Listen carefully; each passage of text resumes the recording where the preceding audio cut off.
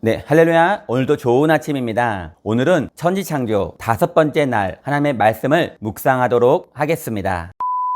하나님은 천지창조 5째 날에 생물을 만드셨습니다. 바다에는 물고기로 번성케 하라고 하시고 공중에는 새들로 가득 차게 하라고 말씀하셨습니다. 하나님이 지으신 것을 보면 하나님은 참으로 풍성하신 분이라는 것을 알 수 있습니다. 하나님께서는 이 세상을 만드시고 공중의 새와 바다의 고기로 생육하고 번성하라고 말씀하셨습니다. 그리고 그 말씀대로 현재 지구상에는 수없이 많은 생물들이 살고 있습니다.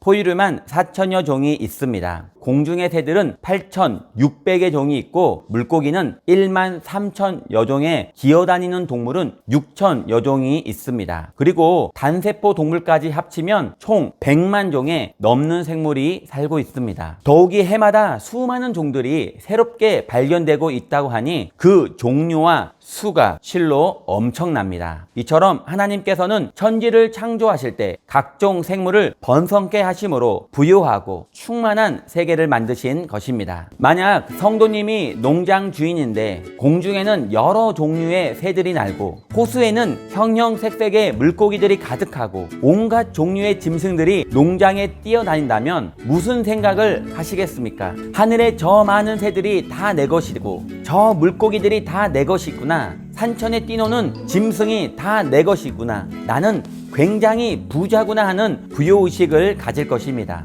이런 것을 가지고 있으면서도 나는 못 산다, 나는 안 된다, 나는 아무것도 없다 라고 생각한다면 그 사람은 정신적인 문제가 있는 사람일 것입니다. 하나님은 우리를 부욕게 하시는 분이십니다. 하나님께서는 본래 인류를 부자로 만들어 주셨습니다. 그럼에도 불구하고 우리가 가난하게 된 것은 아담과 하와가 하나님을 반역했기 때문입니다. 아담과 하와가 하나님을 주인으로 섬기지 않고 스스로 주인 노릇하겠다고 반역을 하자 하나님은 당신이 지으신 땅과 만물에 저주를 내리셨습니다. 그래서 땅에는 가시와 엉겅퀴가 나고 사람들은 이마에 땀을 흘려야 먹고 살게 되었으며 사망의 세력이 이 땅에 들어오게 된 것입니다. 오늘날 온 세계가 고통과 탄식 가운데 있는 것은 인류의 조상 아담과 하와가 하나님을 반역하여 저주를 받았기 때문입니다. 유사이래로 인류는 빈곤의 문제를 해결하지 못하고 있습니다. 세계 경제는 꾸준히 성장해 왔지만 국가와 민족, 개인 간의 빈부격차는 더욱 심해졌습니다. 오늘날 유럽과 미국, 아시아 몇 개 국가를 제외하고는 대부분 가난한 나라들입니다. 세계 인류의 약 20%에 해당하는 12억 정도가 하루에 1달러 미만으로 살고 있는 극빈층입니다. 그리고 1년에 800만 명의 어린아이들이 굶주림과 이와 관련된 질병으로 죽어가고 있습니다. 가난하지 않으면 안 죽을 것인데 800만 명의 어린 생명이 가난 때문에 죽어가고 있는 것입니다.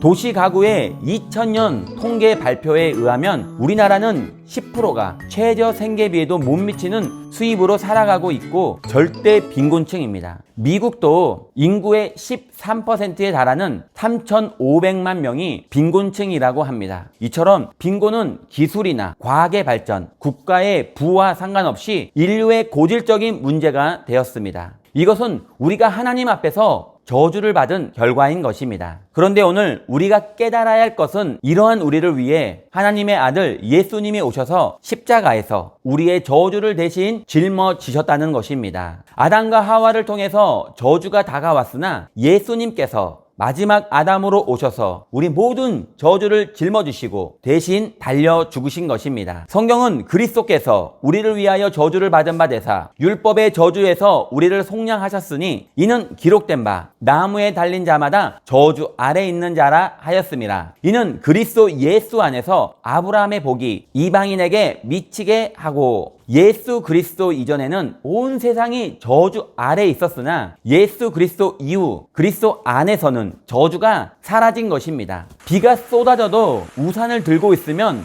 비가 떨어지지 않습니다. 그리스도는 우리의 우산입니다. 예수님이 우리를 대신하여 저주를 당하심으로 우리는 저주의 소낙비에 대해 우리의 방패막이 되어주신 것입니다. 예수님을 구주로 모신 사람은 의식 구조가 달라져야 됩니다. 우리는 하나님께서 예수 그리스도로 말미암아 가난과 저주를 거두시고 아브라함의 복을 베풀어 주신다는 분명한 부요 의식을 가지고 살아야 되는 것입니다. 우리 마음속에 가난 의식을 가지고 있으면 우리는 절대로 다시 일어날 수 없습니다. 우리 생각에는 가시와 엉겅퀴가 나서 나는 못 산다, 나는 안 된다, 나는 할 수 없다, 자신도 없고 가난하고 절망하다라는 의식에서 벗어나지 못한다면 결단코 도움을 받을 수 없습니다. 먼저 우리의 잘못된 생각을 예수 그리스도의 보혈로 씻어내야 됩니다. 우리 생각의 가시와 엉겅퀴를 뽑아내야 되는 것입니다. 독일의 유명한 경제 윤리학자인 리스트는 정신적인 자원 없이 물질의 부흥은 없다라고 말합니다. 먼저 정신적인 자원이 있어야 생활의 부유함이 있을 수 있습니다. 마음의 좌절과 절망, 낙심으로 꿈과 희망을 버린 사람에게는 물질의 부흥이 있을 수 없다는 것입니다. 마음의 꿈과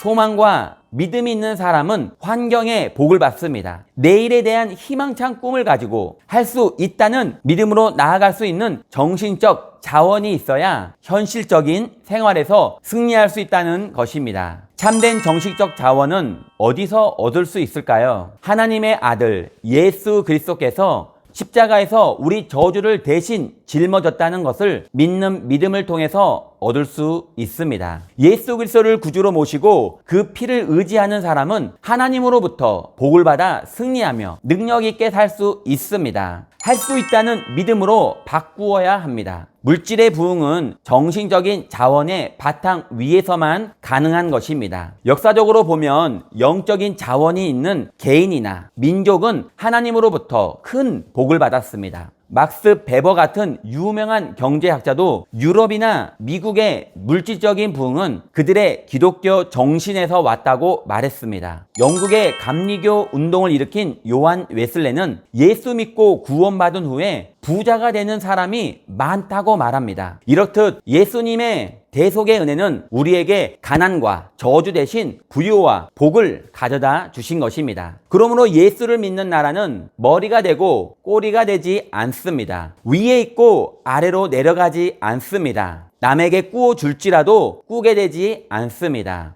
영적으로 보았을 때 우리나라가 지금 이만큼 잘 살게 된 것은 우리나라의 부흥의 역사가 일어나서 예수 믿는 사람의 수가 점점 늘어나 1,000만 명이 넘게 되므로 하나님께서 이 나라에 저주를 제하여 주셨기 때문입니다. 하나님께서는 천지 만물을 지으실 때 다섯째 날 모든 것을 풍성하게 하셨습니다. 공중의 새들도 물고기들도 풍성하게 만드셨습니다. 이것이 하나님의 뜻입니다. 우리도 그렇습니다. 하나님께서는 우리가 예수 그리스도를 통해 구원받고 하나님의 새로운 피조물로 거듭나며 하나님의 모든 저주를 제하시고 우리의 삶을 풍성하게 만들어 주십니다. 이러므로 성경은 고린도후서 8장 9절에 우리 주 예수 그리스도의 은혜를 너희가 알거니와 부요하신 이로써 너희를 위하여 가난하게 되심은 그의 가난함을 인하여 너희로 부욕케 하려 하심이라. 결론입니다. 하나님은 우리를 풍성하게 하시는 분이십니다. 오늘도 풍성한 복을 받아 누리는 된 하루가 되시기를 예수님의 이름으로 기도합니다.